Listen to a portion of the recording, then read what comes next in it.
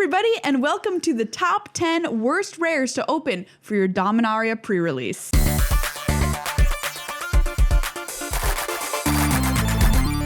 We're gonna again qualify this by saying it's the worst ones to open at your pre-release if you're hoping to kick some butt and open some sweet rares that you're excited to put in your deck. These are rares you're gonna be bummed if you're playing them. Yeah, a lot of people are gonna tell you what the best cards in the set are. We're gonna help you out by telling you what the worst ones are. Keep in mind, we're not talking about Commander. We're not talking about any constructed format. We're not even talking about how much money you could potentially open. We're just saying, don't play these cards in your pre-release sealed deck. If you can help it. If they're the only cards you open and you only opened 23 spells somehow across all of your boosters. Wrong. One, something's wrong. But two, at that point, I guess you would play. And you know, everybody, there's always one person every time we do this video who says, I opened like 6 all out of your them. 10 or 10 out of or whatever. And we can only say, you know, single tier for you. I'm sorry. Better luck next time. I mean, same. There have been times and as I'm opening them, I'm like, we made a video about this card. Karma. Number 1, in It's no a card. particular order. Exactly. It's a card we're all super excited about in general. Yeah. But oh my goodness, if you're opening it in your pre-release, you're gonna be like, wow, I'm not gonna put this in my deck probably. This is a mythic. It is. And normally mythics are great. Yes, but Mox Amber. Ooh. Mox Amber, buddy. It's a Mox. It's awesome. It casts for 0 mana. Yeah, like And this Mox Emerald? No, this It's is the not real Mox Emerald. freaking deal. What? Mox Emerald is 0. I know, but I'm like saying this is no Mox this Emerald. is no Mox Emerald. It's no Mox Opal. It's no Mox Jet. It's no Mox Pearl. I don't know which ones I've named at this point. It's none of the other Moxen. Moxes. It does tap for mana, but only if you have a legendary creature or planeswalker. And you know what? You're gonna have them because there's a lot in this set. There's gonna be at least one in every booster. But by the time you get around to casting it, this is gonna have minimal value. Yeah. It still might have value if you're just like, oh my goodness, I want to ramp into cool stuff. Because you know, it doesn't even fix you. You already had to cast something of the color. It doesn't even fix you. It only ramps you. If you want to ramp, maybe you're gonna play this, but you're not gonna be like, whoa, busted rare. Ooh, now I win the game. No, it's not how it works. How many legendary like creatures do you want in your deck before you play this card? I mean, wow. 6, 7, 10. I don't know. A large the answer number. Is a lot. And also a payoff for ramping towards something. Yes, so you need to both have something that's like 10 mana. Maybe you have like Slin Voda. And you want to be able to kick Slin Voda. Awesome. But it needs to be that big. The payoff needs to be that big. And you need to have a lot of legendaries. The setup cost is not cheap. No. So Mox Amber, awesome card. Bummer of a mythic for your pre-release. All right, number 2. This is a land. It is a land. Cabal Stronghold. That's right. This is a rare land. It says tap, add colorless. Okay, so You're you're shooting yourself in the foot because normally your pre-release deck is going to be 2 and sometimes 3 colors. Yeah. And I watched the pre-release and a lot of the people building their decks built with 3 colors, and this is going to be a major drawback for you. Absolutely. And then you're like, maybe it does something exciting though, and I should play it anyways. 3, tap, add black for each basic swamp you control. Moving on. Yeah, you know, there's a card in this set, which is the one with the 3 black mana for like the demon thing. Yes. I mean, even then, if you're building a mono black deck, just play swamps. Yeah. Just put a swamp in place of this, and you will have a better land for your pre-release deck. Speaking of lands. Yes, we have more bad news about lands. Moving on to number 3, it is all of the buddy lands. Yeah, sorry. We're just clumping them all together. Stuff like Clifftop Retreat. Again, they're gonna be great in standard.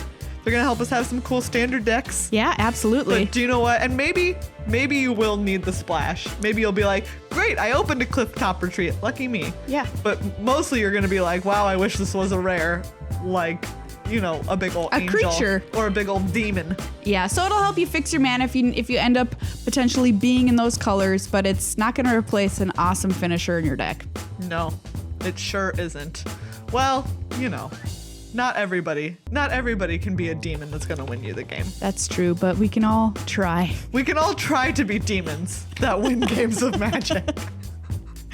Next up, we have a crazy card, Cabal's Druidic Vow. X green for a legendary sorcery, so you can only cast this if you control a legendary creature or planeswalker. What? Yeah. Okay, already problematic. Look at the top X cards of your library. You may put any number of land and or legendary permanent cards with converted mana cost X or less from among them onto the battlefield. Put the rest into your graveyard. That's a lot of words, Megan. It is a lot of words. And you know what? They're not particularly great words for No. limited. So what's going to happen is, when do you want to cast this spell? You have to cast it so you can try and get as much value off of X as humanly possible, right? Exactly. So if you want X to be like 5, Yeah. you're casting this for 7 mana. And you already have to have a legendary creature in play. Yep. Or planeswalker. Yes. In which case, you're already doing great, buddy. And then you're only getting to put legendary permanents or lands. Like, that's not great. Again, how many legends are you gonna have in your deck? I mean, maybe you're gonna open at least 6 legendary creatures. Yeah. But they're gonna be across all 5 colors. Yes, they are. And so it's like maybe half of those end up in your deck. And Like- the thing is, I'm just going to put them in my deck instead of this card, and then I'm going to draw them and play them. Exactly. Exactly, which is really the best way to do it. Cabal's Druidic Vow. I vow not to play this card. Ooh, you heard it here at the first. pre-release. All right, Naban, Dean of Iteration, is up next on our craft list. 1 and a blue for a 2/1. Legendary Yep. creature, human wizard. If a wizard entering the battlefield under your control causes a triggered ability of a permanent you control to trigger, that ability triggers an additional time. Wow. I'll tell you what, Megan. Okay. This card triggers me. It's terrible. It is. It's, maybe there's some things, I'm sure people are going to be like, it's going to be great if you have a wizard's deck. But it's like, again, we're talking about a pre-release. You're opening a seal pool. You're not drafting. No. How many wizards are you reasonably going to be opening? And then how many wizards are you going to open that trigger abilities? And how many of those are going to be on the battlefield with cast Naban?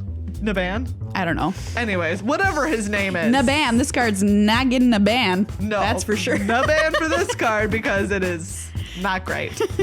Next, we've got Precognition Field. Ooh, this sounds like a good card. Yes, it's lovely. 3 and a blue, enchantment. You may look at the top card of your library. Okay, cool.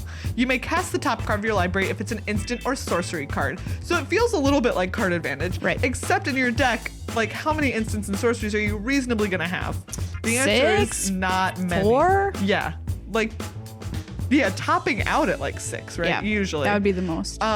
3, exile the top card of your library. That one's a nice thing, right? Like, you can, like, later on in the game, you can be looking at cards and it'll give you some card advantage. But, like, it's so expensive and it's not gonna do anything unless you're, like, already in trouble. It'll help you dig out of a hole if you're in a hole in the first place, which maybe you wouldn't be if you just put a nice big creature in place of this. And if you have time to activate this, exiling cards you don't want, etc., you're probably either already winning, Yeah. you're in a fine, stable position, or you're gonna already lose dying. because Yes. you're not One or the doing other. what you should be doing, just casting creatures or removal. So Would I rather have a Riparian Tiger? that's Yes. the question. I yes, would. So would I. would rather have a 4/4 for 5. You know what? If you're playing a very controlling deck, I can see this card being in there, but Yeah. it's not like the It's- worst on our list, but it's not great either. Certainly not. What's up next? Thrawn Temporal Gateway. Woohoo! 4 mana for a legendary artifact. 4 tap. You may put a historic permanent card from your hand onto the battlefield. So you're getting artifacts, legendaries, and sagas. Okay, so I suppose you've got to once again have a critical mass Yes. of these kinds of cards in your deck. It needs to somehow be better to use this to put them into play Than just casting rather them. than just casting them. So, and also when you play this, you're spending 4 mana. So if you're doing this on turn 4, well, you Okay. use You're your not turn. doing anything. You're not doing anything. And then you have to have them in your hand when you activate this later. Yeah, I don't know, man. I'm just gonna cast them. Maybe you're just like, I want to go wild. I'm going to put 5 colors and every kind of historic permanent in my deck. I guess. But then what if you don't draw this? I don't know. And you're stuck on mana. Like, what is the biggest legendary thing I can cheat out with this? I guess Slim Voda. if you open it and you want to go crazy, go for it. But the Yeah. chances of that lining up this early in the game, and then you're able to cast it on turn 5 are kind of low. Yeah. I mean, somebody's gonna do it, but Are they though? Like, are they even? probably. Maybe. And then they'll win that one game and then they'll lose the next two. Yes. There we go. Thran Temporal Gateway. Bummer of a rare. Next, we've got the Antiquities War. 3 and a blue. This is a saga. Chapters 1 and 2 say look at the top 5 cards of your library. You may reveal an artifact card from among them and put it into your hand. Put the rest on the bottom of your library in a random order. 3 artifacts you control become artifact creatures with base power and toughness 5/5 until end of turn. Sweet, I get a 5/5 attacking army. I'm gonna smash your face. Yeah, except you also just put a bunch of crappy artifacts in your deck so that you can try and do this. Yeah, that's the only way that this is gonna happen. We're not playing Affinity in Modern here. Exactly. We certainly are not. And you also, so chapter 1, right? You've cast this on 4 and you get chapter 1 and you look at them and you don't get to cast it that turn probably because you spent all your mana doing this. And then the next turn, sure, you get to do it again and maybe you get to cast both of them and you have 2 5/5s on the next turn, but it's only until end of turn. And you put 2 crappy artifacts that in later games, you're just gonna draw and have no use for, or you're gonna whiff with chapters 1 and 2 because this is limited. I know. I was kind of excited when I read chapter 3 and then I realized it didn't read it correctly because it ends with until end of turn. Exactly. Bye buddies. I hope that you got in 10 damage this turn and that it won you the game because otherwise this is bad.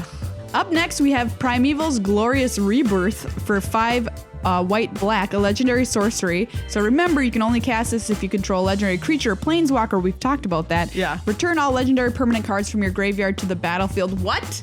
So again, you already have to have a legendary in play. And one in your graveyard? And if 7 mana is what you're paying to get 1 out of your graveyard, maybe It better be worth it. it better be I'll great. say that. And again, topping out at what? In a perfect world, you've got 6 in your entire deck. Yeah. How many have you drawn and died? And you still have 1 in play. No, this is just the setup cost we mentioned earlier 7 mana too. in this video. to do this. It is just too much. It's just so too much. It's so much. There are cheaper ways to get your creatures from the graveyard back to the battlefield or back to your hand if you want to do Yes. something like that. Or just draw cards and cast new cards. Yeah. Just move on with your life. Exactly. Look forward and not back at the things you lost. Finally, Oath of Teferi. Well, Teferi is a sweet card. Yes, Teferi is awesome. His Oath, though, not as awesome. 3 white blue. When Oath of Teferi enters the battlefield, exile another target permanent you control. Return it to the battlefield under its owner's control at the beginning of the next end step.